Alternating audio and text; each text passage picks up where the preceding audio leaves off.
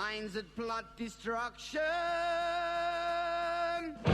sorcerer of death's construction, in the fields of bodies burning,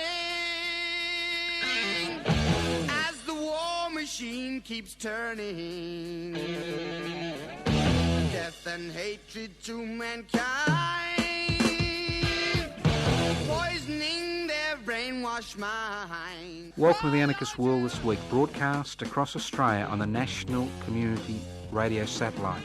Listen to the Anarchist World This Week, Australia's sacred cow slaughterhouse. Listen to analysis of local, national, international events. Listen to analysis you'll never hear anywhere else.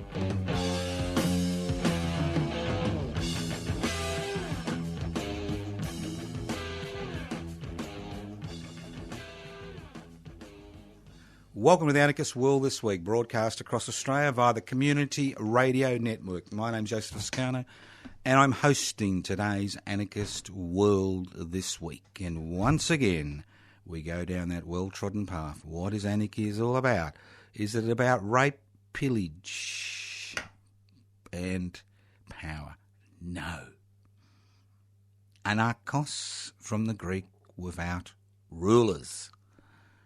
Think of all the wars that have occurred from time immemorial. Think of all those people who have been trying to impose their will on others because they have the truth on their side. Well, anarchism is a society without rulers, not without rules.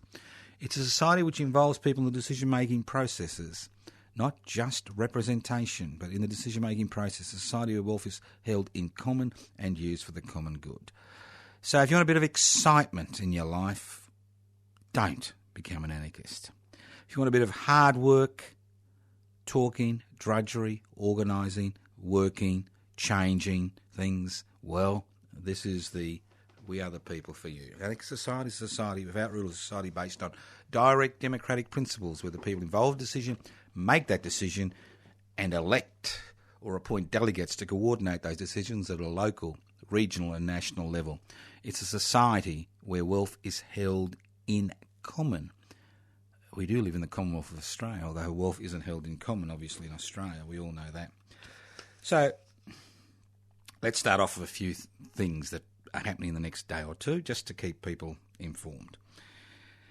Now, I'd like to remind all those people who are involved in the Toscano for Northcote by-election campaign, we are having a, legs up Mother Brown, well, a shindig, a quiet gathering this evening, Wednesday, the 29th of November, at Conjo Ethiopian Restaurant, 20 Smith Street, Fitzroy. So if you're involved in the campaign, if you stood out in the rain, if you stood out in the heat, if you letterboxed, if you trudged through, the inner city suburbs of the Northcote electorate, pop down, 20 Smith Street, Collingwood, across the road from Community Radio Station 3CR.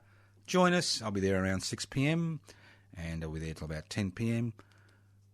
Good opportunity to meet other people involved in the campaign, chat about what happened, and possibly get ourselves organised for something else in the next year or so. So that's the important thing, is that I respect the efforts which were made by the volunteers on my campaign. I can assure none of them received anything. They were true volunteers. None of them are going to get jobs. None of them got any money. A few got a bit of odium, but that's the way it goes. All right, so tonight, Wednesday the 29th of November, Conjo Ethiopian Restaurant, starting at 6 p.m. Come and join us for a post-election party. All right, now, Sunday, the 3rd of December, is Eureka Day. That's right, it's Eureka Day. It's the 163rd anniversary of the Eureka Rebellion. A rebellion which was based on four principles. Four principles. It was based on the idea of direct democracy. The people involved in the decision made that decision and appointed and elected delegates to carry out those decisions. That's what the mass meetings were about. It's about coming to a consensus on the issues and appointing or electing delegates to carry out those decisions. It was about direct democracy. It was about direct action. What could be more revolutionary? What couldn't be more revolutionary than taking up arms to defend what you believed were your inalienable rights and liberties you were born with, rights and liberties nobody could strip away. No government could strip away, no corporation could strip away, no employer could strip away. It was about solidarity. It was about people coming together, and they came together through the Ballarat Reform League, which was established on the 11th of November 1854. They came together to bargain and work collectively, to use their collective strength to change the direction society was going in. Solidarity is the linchpin to any successful reformist, radical, revolutionary movement. So direct democracy, direct action, solidarity, and last but not least, internationalism. It was about people of all races and religions, cultures, coming together to fight for what were inalienable rights and liberties. I mean, there's a bit of garbage goes on about Eureka Rebellion, and there's two pieces of garbage. One, the Eureka Rebellion was about mining licences. Mining licence, the abolition of the mining licence, was the sixth point on the Ballarat Reform League Charter. The Charter was about rights and liberties. The tax, the mining tax, was introduced by the Victorian Legislative Council, and was introduced on every miner to stop people leaving the squatters' runs and tending their sheep. Instead of taxing the amount of gold that came out of the ground, they decided to tax every miner to stop people going to the gold fields. And obviously it backfired. So think about it. Internationalism. And the Eureka Oath is one of the most extraordinary sentences uttered in human history. And it was uttered on this continent on the 29th of November 1854 at Bakery Hill, where over 500 armed miners came to Bakery Hill to form the Eureka Stockade, and on their way to the Eureka diggings. At Bakery Hill, they took the Eureka Oath. We, not white Anglo-Saxon males, not short people, tall people, black people, pink people. We, the people who are here, we swear by the Southern Cross. People think it's a Christian analogy. It is not a Christian analogy. You can only see the Southern Cross in the Southern Hemisphere. And when the miners were in their tents with their children and families, looking into the sky, they saw the Southern Cross. The Southern Cross was a symbol of a new world. The symbol of a world that could be created without the hierarchy and inequalities of the old. So we swear by the Southern Cross. The Southern Cross is a geographical reference. We swear by the Southern Cross to stand truly by each other. Solidarity, to stand truly by each other. And last but not least, to fight to defend our rights and liberties. That's right. We swear by the Southern Cross to stand truly by each other and fight to defend our rights and liberties. Everybody on that goldfield believed they had an inalienable right, inalienable rights to share in the wealth, inalienable right to take part in the decision-making processes. They rejected. We had Irish rebels, Chartists from England, people involved in the 1848 rounds of revolution across Europe had flocked to this area.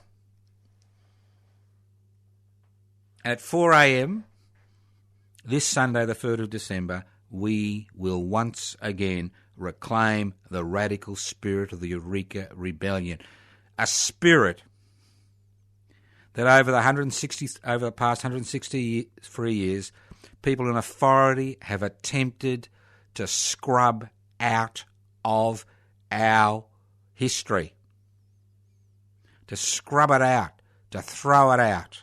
And we now have the ludicrous situation in the city of Ballarat, a city which prides itself on the use of the symbols of the Eureka Rebellion, whether it's local businesses, universities, the council, that in that city at which the Eureka Rebellion took place, at which blood was shed to protect our inalienable rights and liberties, we have the ridiculous situation that never, in the 163 year of the Eureka Rebellion, has the Eureka flag been flown on the main flagpole on the Ballarat City Hall, not even during the 150th anniversary celebrations in 2004. Extraordinary. And we continue to get Conservative councils refusing, point blank, to fire the Eureka flag because it's not an official Australian flag. As if their hands are going to drop off, as if their heads are going to drop off, as if somebody's going to complain. Extraordinary. This is the type of society we have to celebrate in on the 3rd of December. Extraordinary. So join us. It's a Sunday. Good transport. Catch the train. Starts at 4 a.m. We start at Eureka Park with a dawn ceremony at the corner of Eureka Street and Stall Street in Ballarat. Simple. 4 a.m. ceremony. Join us. This is not a ceremony with, big name speakers. It's a ceremony which allows everybody who has come to this celebration to voice the reasons why they are there in an orderly way. Each and every person there has that opportunity to become involved in that ceremony. It is a democratic ceremony. It is a ceremony which is not based on hierarchical divisions. It is a ceremony you should do once in your life. 4 a.m. at the old Eureka Stockade site, the corner of Stall and Eureka Street in Ballarat. You'll notice the lanterns. Join us. Speak your mind. Join us. Usually, this year, as last year, community radio station of 3CR will be broadcasting the dawn ceremony live from 4 a.m. to 6 a.m. So if you can't make it to Ballarat on the day, you can listen to the live broadcast. You can listen to the live broadcast on community radio station 3CR. You can, if you're in its range, it's free. You can go to 855 on the AM dial. If you're not in range, go to the website 3cr.org.au. 3cr.org.au. It's streaming live. Anywhere in the world, you can access that dawn ceremony. You can access the broadcast. You can access the emotions of the people there at that dawn ceremony. You can access their ideas. You can be part of that celebration to reclaim the radical spirit of the Eureka Rebellion. At 6 a.m, the dawn's broken. The bodies are on the field. There's dust, there's fires. The police and the soldiers are rioting, stealing, burning down tents, bayoneting wounded people. You can feel the emotion. At 6 a.m, we have a breakfast, a communal breakfast. the same site. Bring your own food and drinks. There's space in the Eureka Memorial Centre, same site. Have breakfast. Have a snooze. Because at 9 a.m, we'll be marching from Eureka Park to Bakery Hill to reaffirm the Eureka Oath. So if you can't make the dawn ceremony, join us at 9 a.m. to begin the 13-kilometre march. At around 9:30 a.m. to 10:30 a.m, we'll be at Bakery Hill. We'll be presenting the Eureka Australia Day medals to a number of activists who have devoted their lives with little public recognition and a lot of odium to improve the lives of the people around them. That presentation of those Eureka Australia Day medals will occur at around 9:30 a.m. At 10:30 a.m, we walk to the Ballarat City Hall to lament the fact there is no Eureka flag on the main flagpole and for stump orations. At about 11:30 a.m, we walk to the old Ballarat Cemetery to pay our respect to all those who have died in the Eureka battle. And we encourage you to get flowers from your garden that night when you're coming up. Bring them with you so you can lay those flowers on the graves of those men who paid the ultimate sacrifice for having the audacity to stand up to defend the inalienable rights and liberties they were born with. From there, and now it's getting a little bit touchy, you find a lot of people be tired and emotional, but I understand it's not going to be hot on the day, which is good. We walk to the Ballarat Trades Hall. Hopefully we'll get there around 1 p.m. You can buy food as you walk back, but we'll be able to have drinks down at Ballarat Trades Hall, have a rest. And then from Ballarat Trades Hall, we'll walk to the Museum of Australian Democracy at Eureka to view the Eureka flag, talk about the Eureka flag, talk about what it all means to us. Afternoon tea, yes, we do have afternoon tea in Eureka Park. People are basically kind of done the 13-kilometre walk and they're a bit kind of out of it, but sharing food and drinks. Now, if you can't walk the 13 kilometres, don't worry. There'll be cars behind the procession to carry people who would have difficulty walking that period, that length of. So if you're not physically able to do 13 kilometres, it doesn't matter. If you've got a vehicle, you can tag at the end of the procession. It works out well. And that evening, we have the Eureka Annual Dinner. And this year, it'll be at 146 Humphrey Street in North Ballarat, which is the Queen's Head Hotel, which I understand has a mean chef on that night. Now, you just pay for your food and drinks. If you want to be sure of a seat, you need to make a booking through 0439 395 489, 0439 395 489, or you can just email us at anarchistage@yahoo.com. But the thing is, don't worry about it, because there will be space. Drop in, Queen's Head Hotel, Sunday night, 7 p.m. We'll have the Bard performing the Pikeman's Dog, which goes for 9 minutes. And we also got members of the West Papuan community who will also be there to entertain us.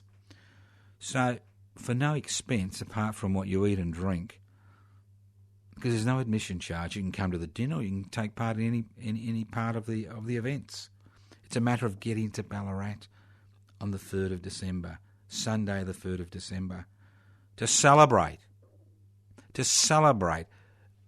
the radical spirit of the Eureka Rebellion, to reclaim that spirit, to ensure it's not written out of the history books, to ensure it continues to be part of the collective consciousness of the people of this country.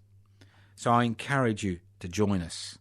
You can do all the events, or one of the events, or you can just let it go. It's up to you. You're not forced to come. But if you want an interesting day, we don't use the word good, but if you want an interesting day, you want to meet interesting people, and you want to mark a pivotal event in this country's history, join us 4 a.m. to 10 p.m.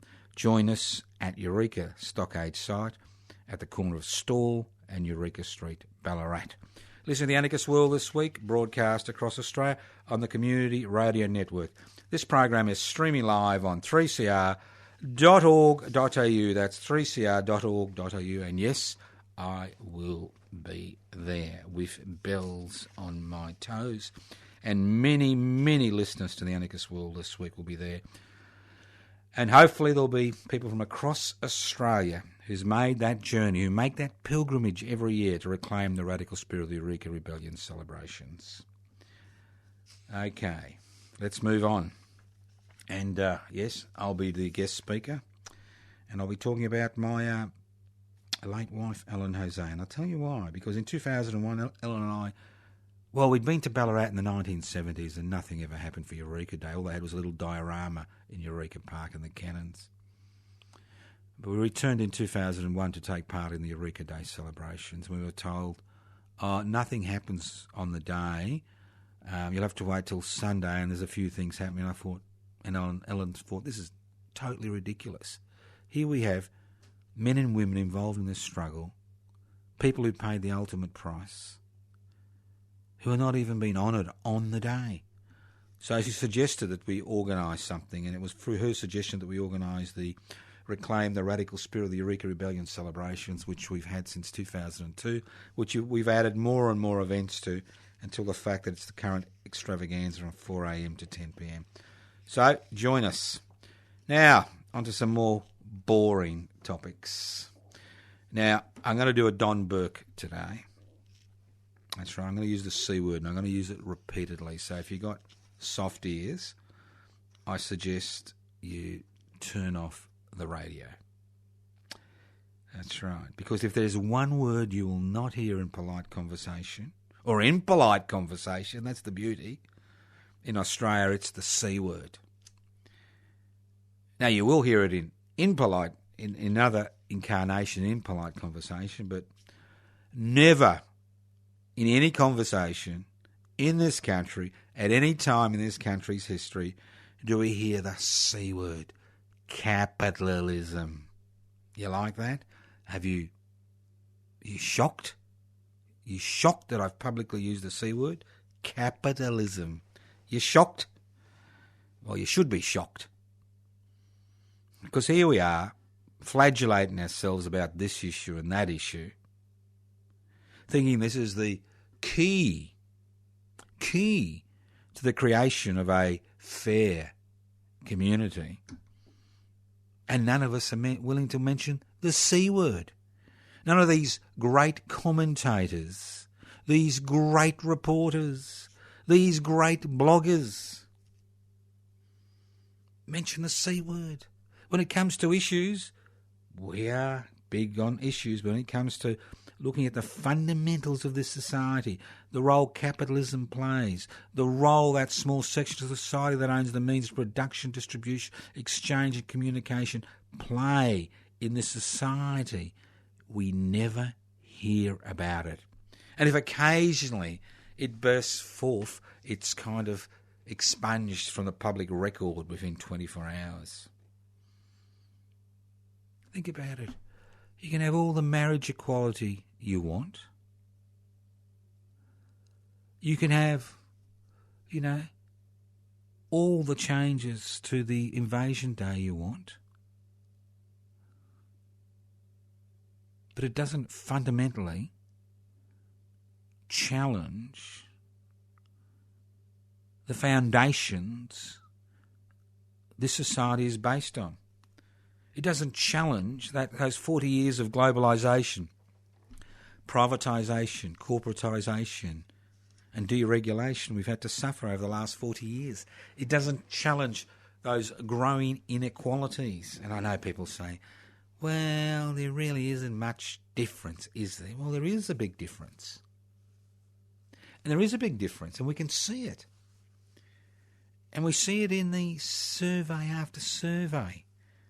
Growing dissatisfaction, increasing levels of dissatisfaction, increasing levels of people becoming disillusioned, increasing levels of rejecting difference and multiculturalism, increasing levels about pessimism, about the future. And it's all based on the idea that the social elevator has been dismantled and the parts have been sold to the wreckers and they've been refashioned as instruments of oppression. So it's quite likely that you or your children are in a powerless situation today. They will continue to be in a powerless situation in a generation or 2 generations' time because of the destruction of the social elevator, the destruction of legislation, which allowed people from exploited backgrounds to put their foot on that elevator and change their lives and change their lives of their community. And that's what Australia was based on. It was based on 2 things. One, the destruction of people who had living on this continent and the islands around this continent for over 40,000 years. It was based on that. And it was based on the fact the new people who came, who exploited that destruction, would be able to free themselves of the chains of the past, the inequalities of the past, and create a new society. That's what Eureka was all about. So social cohesion continues to destroy, and it's destroyed because of capitalism. It's not destroyed because we have increasing levels of racism in the community or we have increasing levels of intolerance as far as difference in the community. It's destroyed because the destruction of the social elevator has pitted the exploited against the exploited, has pitted the pessimistic against the exploited. It has averted our gaze from the fact that those sections of society that have gained, that have done very well from the deregulation, privatisation, globalisation and corporatisation revolution, have done very well, that we avert our gazes. We celebrate them. So think about it. And as I said before, housing affordability is central to this question. A single pensioner and 33% of the Australian population rely on social security benefits to survive. Spends on average 68% of their income on rent. And a couple on social security benefits spends 48% of their income on rent. And housing prices have gone through the roof because of the legislation which has allowed speculators and developers to dominate the marketplace, means that even if you get your toehold in the property market, you may be spending 30, 40, 50% of your income paying your mortgage. At least if you're paying a mortgage, there is a possibility that your children may be able to pay off the mortgage in 100 years' time. So housing affordability at the centre. And why is it at the centre? Because of capitalism. Housing is a commodity to be bought and sold. It is not a right. So every time I use the C word, you put your hands across your ears and say, no, I don't want to hear this. I don't want to hear anything about this. And you'll get more of the same. We've seen the Queensland election. We saw the Northcote by-election. I mean, interesting, but boring. Interesting because of, increasing dissatisfaction with the major parties. Boring because the people, the groups that the Australian people are voting for, really have no solutions. No palatable solutions to the current impasse we find ourselves in. They're not talking about refashioning the social elevator to give people the opportunity to escape out of the situation, the exploited situation they find themselves in. See, I don't use the word disadvantage. Disadvantage is crap. It's about exploitation. It's about the fact that some people have got much more than they need and other people haven't got enough. It's very simple. It's exploitation. Exploitation of people's labour. It's exploitations of people's expectations. It's all about exploitation. It's very simple. It's about using their gender or their sexual orientation in order to exploit them. It's about exploitation. It's not about being disadvantaged. It's about those who exploit are those who make the rules. And it's interesting, this Don Burke fiasco. Think about it. Now, I'm quite confident that most of the people that have opened their mouths for a very good reason. And what they're saying, I'm sure, is correct. But what I find extraordinary is people have known about this for decades. People in authority have noted about this for decades. And nobody has said, excuse me, Donald, this isn't an acceptable way to interact with other human beings. It's not acceptable. People turned a blind eye. Good for business. His show was good for business. Good for the bottom line of the Packers Channel 9. Good for business. Who gives a shit? It's good for business. So you've got all these maggots who are now opening their mouths saying, you know, he's a heel. Who are his employers? Who were in a position of authority, had greater authority than he had. And this is the dilemma. And why are people frightened of speaking up? It's very simple. If you speak up in this country, we have a culture of marginalising people who speak up. Where there's those tens of thousands of children who complained about institutional sexual abuse for decades. Whether it was the victims of the stolen generation. Whether it's women who complain about sexual harassment in the workplace.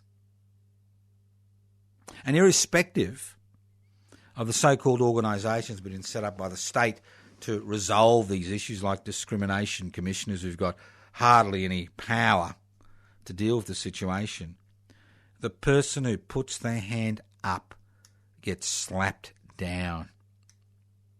And that's the dilemma. They lose their job. They lose their possibility of promotion. They lose the ability to get a good shift. They lose the ability to get a wage rise. They see themselves shunted aside in the organisation and starved of work and respect because they've rocked the boat. They've rocked the boat. They're troublemakers. Things are hunky-dory. We're making lots of money. Is that C word again? What are you rocking the boat for? Who gives a shit? Why are you rocking the boat? With your sexual harassment claims. Why are you rocking the boat with your racism claims? Why are you rocking the boat for this and that? Your bullying claims. Be a man. Shut up. That's the problem. It's not just an institutional problem, it's a cultural problem. We have a cultural problem in this country. We like to think of ourselves as the great revolutionaries, the great dissenters, the ones who stand up to authority, the larrikins. What a load of garbage. As a people, not as individuals, but as a people, we are one of the most subservient lot on planet Earth. Because we learnt a long time ago not to complain. We learnt a long time ago that if you complain, there is a price to be paid. We learnt a long time ago in work situations and social situations that it's a matter of keeping your head down and your bum up and don't complain. Because if you complain, there's the exit chute on your pinball machine. Those of you who are familiar with pinball machines, you go tip, tip, tip, tip, and all of a sudden the ball goes down that exit chute. And that's what happens to people who complain in our society. That ball goes down the exit chute and that's the end of your career. And even now, with Mr. Burke, even now, people will not put their names to the complaints because they're working in the entertainment industry and they're still concerned that they will go down that exit chute, that pinball exit chute. So it's this culture of acceptance, not questioning. We don't question. We tend to denigrate those people who question, people like you and me. How many times you've been on a street on a demonstration or handing out a leaflet or trying to interact with the public and you've been abused, spat on, told to get a job because you've got the audacity to stand up and say this needs to be corrected. People punch their shoulders and walk past and look around and think, there's the troublemakers. Not understanding they are the troublemakers because they refuse not only to stand up, but refuse to support those who stand up. And that is the key. Even if you stand up, it's quite likely the ones around you won't stand with you. They will run a mile to ensure they don't go down that pinball exit lane. So it's a cultural, institutional issue. Because we're not talking about something, with just one man. We're not talking just about one little issue. We're talking about many issues which have affected tens of thousands, if not hundreds of thousands of people in this country. Now, I remember in the 70s, that's how old I am, I remember in the early 70s about all the stories which were floating around regarding sexual abuse in this country's institutions. I remember in the early 70s about the stolen generation. But those of us who brought up those issues in the early 70s were considered to be dirt, garbage, human excrement, because we were rocking the boat.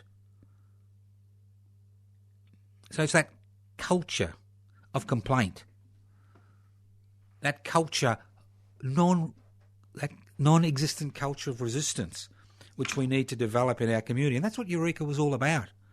It was about reclaiming inalienable rights and liberties. It was about a culture of resistance. It was about saying enough is enough. It's about saying you can't do this to us. We are human beings.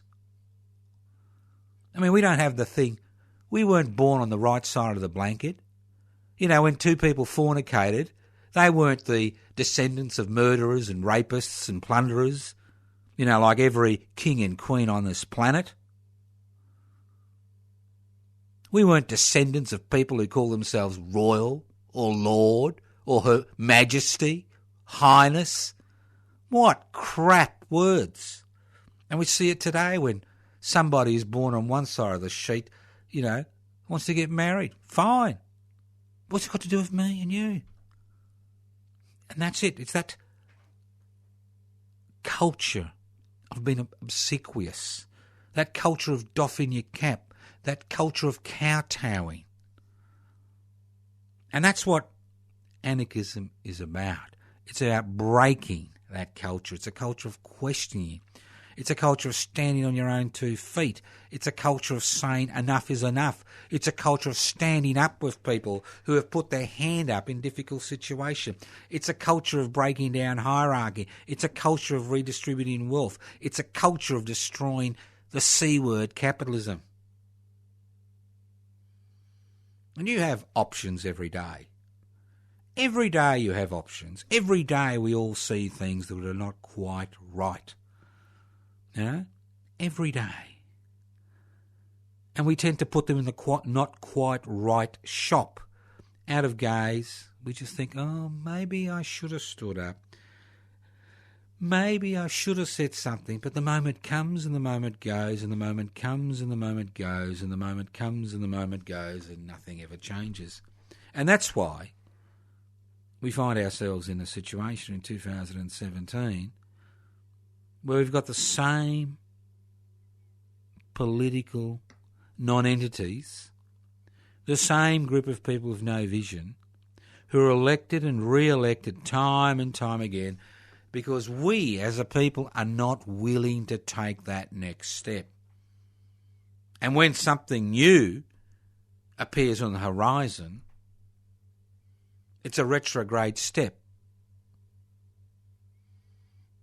An organisation, political organisations which, promote difference, which promote intolerance, which gain support because of their promotion of intolerance. And when an organisation like public interest before corporate interest tries to get off the ground, an organisation based on the idea that all human beings are equal and have a right to the society's wealth, that we are an inclusive organisation, the traction is minimal. What I thought was going to be a relatively simple quest to get 550 members on the Australian electoral roll to register public interests before corporate interests as a federal political party has turned out to be a little bit more difficult than the founders of public interest before corporate interests expected, because we have a culture of complaining. But when you come to the complainer and you ask them to, walk the walk, not just talk the talk, nothing happens. They run a mile because that fear of being identified, that fear of being said to be different, it's just extraordinary. Think about it. You want to join public interest before corporate interest? Give us a ring, 0439 395 489. Download the application for PIBCI, PIBCI.net. Listen to the Anarchist World This Week, broadcast across Australia on the Community Radio Network. This program is streaming live on 3cr.org.au. The program is podcast. Just go to 3cr.org.au. Yes, you can write to me. Post Office Box 20, Parkville 3052. Post Office Box 20, Parkville 3052. You can email us at anarchistage@yahoo.net.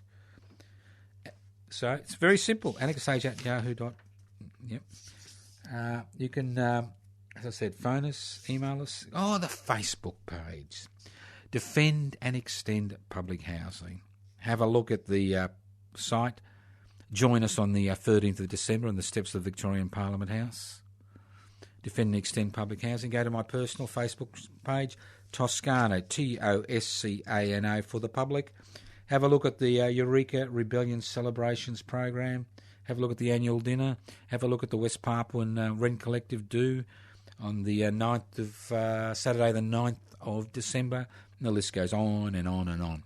There are things out there. And if you don't like what we're promoting, there are all other people promoting things, promoting resistance, promoting you to encourage people not to be compliant, but to ask questions, to stand up together, to support those who stand up.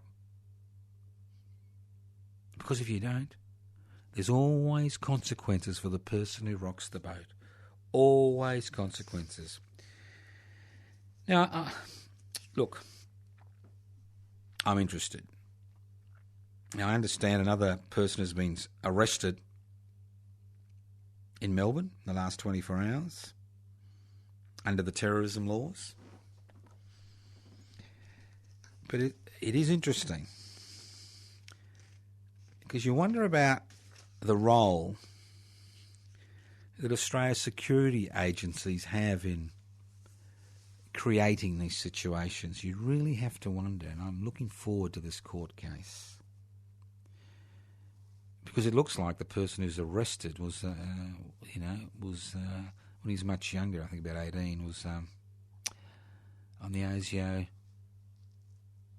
recruitment list. ASIO's always looking for nice people to give it information. So it'll be interesting. The chicken and the egg. We'll see what happens. All right, I don't want to say much about it. All I'm going to say is it's interesting. It is interesting.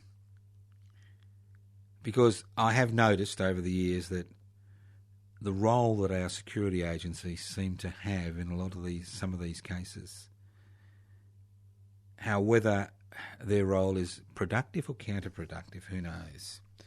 So keep your eyes out. Now, I understand that rogue state, North Korea, has launched another missile. Now, I'd like to talk about another 2 rogue states. As I speak, during this hour, around 10 Yemeni children under 10 will have died of starvation. And by the end of the day, about 200 Yemeni children will have died of starvation. And many more would have died because of disease. And we all know that Yemen is in the midst of a particularly protracted, nasty war which has been fought as a proxy war by Iran and Saudi Arabia. And that currently Saudi Arabia, with Australian and American, United States support, has placed an embargo, a ring around Yemen, which is blocking everything from entering that war-torn country, from medical supplies to food.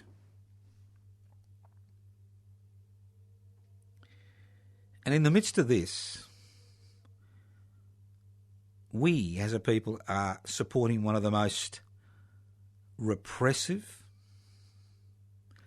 fundamentalist states on the planet. And I'm talking about Saudi Arabia, which is basically a feudal monarchy, which is going through its own succession pains at the minute. So when we talk about terrorists and terrorism and rogue nation states, it seems that we have selective memories in this country. And it's something we should really think about. Why would you put universal sanctions on the Yemeni state to pursue your ends in a bloodied civil war, which has been fought by proxy nations, Saudi Arabia and Iran, on either side, and see 150, 200 children every day die of starvation? This is the biggest human rights issue in the world today. I mean, the lives of the Rohingya refugees in Bangladesh is horrific, and what they've experienced at the hands of the Burmese army is horrific. But at least they're getting food and a little bit of shelter. Once they've crossed the border. But in Yemen, there's no reprieve. No reprieve. None whatsoever. So when you look at what's happening around the world, look at it. Just look at it. See why it's occurring. Because you can make a difference. We can make a difference if we're willing to stand up. If we're willing to raise our hands, if we're willing to put our head above the parapet, and the more of us that put our head above the parapet, the greater the difference can be made. And it gets better. From the sublime to the ridiculous, it gets better. Now, look, I'm no economist, and I'd be the first one to admit that.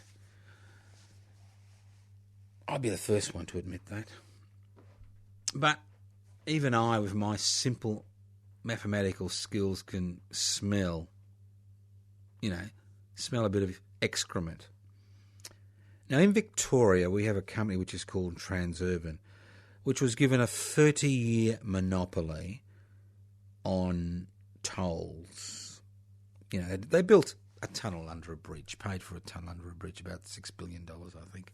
Was it $4 billion? And they're raking in about $700 million every year in tolls. Not bad when you think about it. Now, they've had this brilliant idea that they want to relieve congestion, by building a tunnel under the Yarra, under Westgate or near the Westgate Bridge, right? But they said, well, we're happy to fund it. You give us the right to do tolls. And we thought, oh, well, that's fair enough, But then they said, you need to extend our monopoly on the issuing of tolls on the current roads that we own for another 10 years if you want us to build this tunnel. And the Andrews-led Labor government says, hooray, hooray, hooray. You do that, boys and girls. You do that, boys and girls. Extraordinary. This is how you run a state. You talk about housing affordability and all you're interested in is a few more tolls and a few more tunnels. It's just extraordinary. It's an extraordinary situation we find ourselves in. I think it's the word of the day, extraordinary, isn't it? I think I've used that 100 times. Maybe because it is extraordinary. Now, you've been listening to the Anarchist World This Week, broadcast across Australia via the Community Radio Network. My name's Joseph Toscano. Don't forget the Eureka Rebellion celebrations this Sunday, the 3rd of December, at Ballarat. Eureka Park, corner of Eureka and Stall Streets in Ballarat, 4 a.m. Celebrations go to 10 p.m. Don't forget the Eureka dinner at the Queen's Head Hotel, 158 Humphrey Street, Ballarat, 7 p.m. to 10 p.m. You pay for your own food and drinks. Should be a great night. Should be a great day. Join us from 4 a.m. to 10 p.m. Now, don't forget, if you assisted me with the Northcote by-election campaign in Melbourne, come along to the Conjo Ethiopian restaurant tonight, 6 p.m. to about 10 p.m. Join in the festivities, a little bit of feedback, see how we went. We'll talk about the campaign, highs and lows. So join us. But the important thing is, as I said before, you see somebody standing up, stand up beside them. And if you stand up beside them, maybe somebody else will stand up beside them and somebody else. So we don't let issues fester for 20 years or 30 years or 40 years or 50 years or until perpetrators die. Whether it's a social issue, whether it's an economic issue, whether it's a political issue, you need to stand up. If you don't put your head above the parapet, nothing ever changes. You'll continue to live with the rats and the slime and the mud below the parapet. You may have your head blown off, but you have that possibility of climbing out and changing your life radically. If you want further information, you can email me at anarchistage@yahoo.com. anarchistage@yahoo.com. If you want to make sure you get a seat on Sunday night at the Queen's Head Hotel, bookings 0439 395 489 or email us at anarchistage@yahoo.com. You don't have to book. Turn up. There's a big long bar. You'll be fine. 0439 395 489 anarchistage@yahoo.com. Go to my personal Facebook page, Toscano, the number 4 the public. Toscano for the public. Go to Defend and Extend Public Housing Facebook page. Want to join public interest before corporate interests? Download the application form. PIBC, P-I-B-C, info at pipsy.net. Info at pipsy. Oh, that's the email info. Just go to pipsy.net. Pipsy.net. Download the application form. We are looking for 200 new members who are on the electoral roll. Give us a ring now. Download the application form, and you can always write to us at Post Office Box 20, Parkville 3052. Thank you for listening to the Anarchist World This Week, courtesy of the Community Radio Network. This program has been streaming live on 3cr.org.au. The program is podcast. You can access the podcast for the next 6 to 8 weeks by going to 3cr.org.au. We'll see you at Eureka, 4 a.m. this Sunday, the 3rd of December. See you there. Right now for the 163rd anniversary of the Eureka Rebellion celebrations. Thank you once again to the Community Radio Network for broadcasting the Anarchist World This Week across the country, north to south, east to west, up and down, for every state and territory of the land of Oz. Thank you once again for listening to the Anarchist World This Week on your local community radio station. Listen in next week via local community radio station, courtesy of the Community Radio Network. Here we go. We're about to blast off. We're on our way to Ballarat. We'll see you there at 4 a.m, Sunday, the 3rd of December. See you there. Evil minds that plot destruction, sorcerer of death's construction. An analysis you'll never hear anywhere else. Anarchist World This Week, Australia's sacred cow slaughterhouse. 10 a.m. every Wednesday. Listen to the Anarchist World This Week for an up-to-date analysis of local, national and international events. Poisoning their brainwashed minds. Oh, Lord, yeah.